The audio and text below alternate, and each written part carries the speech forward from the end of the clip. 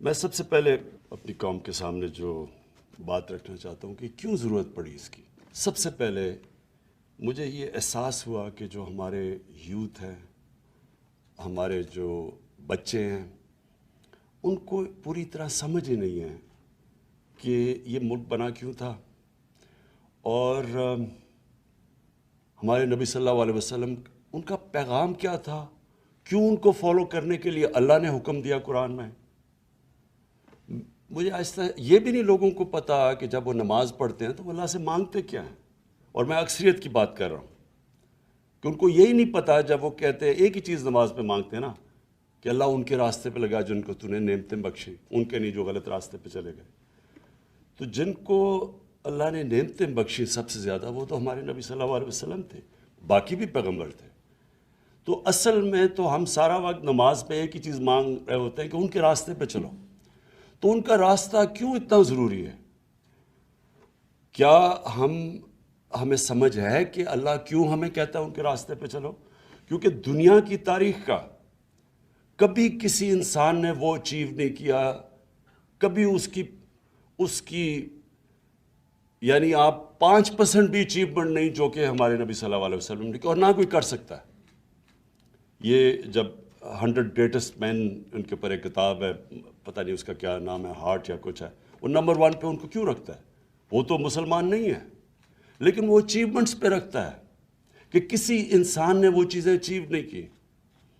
تو اللہ ہمیں کیوں کہتا ہے کہ ان کے راستے پہ چلو؟ ہماری بہتری کے لیے. جب وہ کہتا ہے کہ وہ 2 راستے آپ کے سامنے ہیں، ایک اللہ کی وہ راستے جس پہ اللہ نے نعمتیں بخشی ہیں، تو وہ جو راستہ ہے وہ آسان راستہ نہیں ہے، کیونکہ نبی صلی اللہ علیہ وسلم کا آسان راستہ نہیں تھا، لیکن وہ انسان کی عظمت کا راستہ تھا. تو ہمیں مجھے احساس ہونا شروع ہوا بہت پہلے، پولیٹکس میں آنے سے بھی پہلے، کہ مجھے یہ احساس ہونا شروع ہوا کہ ہمیں کسی کو، میں نے جب کم از کم میں جب اسکول میں تھا تو میں نے جب پڑھا تو مجھے کبھی یہ چیزیں نہیں کسی نے بتائی. مجھے میری دینیات اور اسلامیات کی کلاس کے اندر مجھے کبھی یہ نہیں بتایا گیا کہ کیوں میں نبی صلی اللہ علیہ وسلم کے راستے پہ چلوں. پھر مجھے یہ بھی نہیں بتایا گیا کہ وہ ریاست مدینہ، وہ کیا اس کے کیا پرنسپلز تھے کہ ایک دم وہ لوگ جن کی حیثیت ہی کوئی نہیں تھی، دیکھتے دیکھتے 2 سپر پاورز ان کے سامنے گرتی ہیں اور دنیا کی امامت کرنا شروع کر دیتے ہیں. وہ کون سے پرنسپلز تھے؟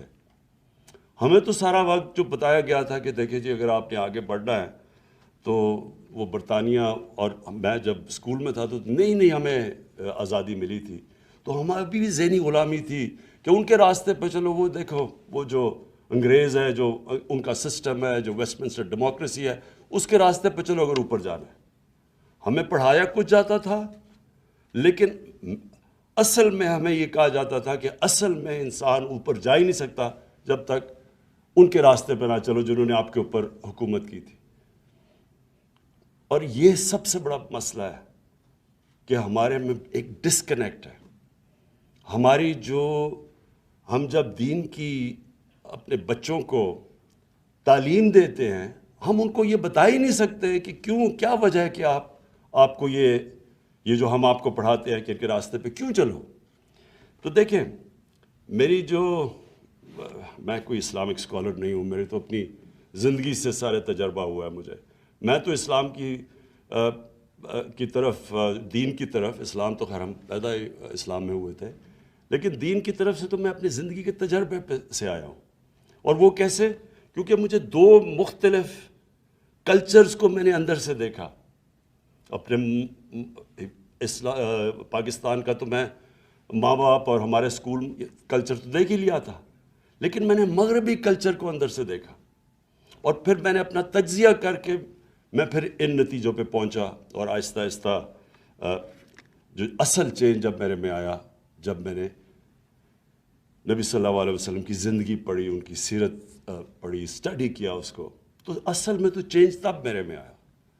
تو میں یہ سمجھتا ہوں کہ جو ہم نے اپنے بچوں کو، اگر ہم نے صحیح تربیت دے دی اور صحیح معنی میں ان کو سیرت نبی، ان کو اسکول سے ان کو صرف بتا دیا کہ وہ ان کا راستہ کیا تھا، یہی اس قوم کو اوپر اٹھا دے گی، کیونکہ کوئی قوم جس کا کیریکٹر بڑا نہیں ہوتا وہ بڑی قوم نہیں بن سکتی۔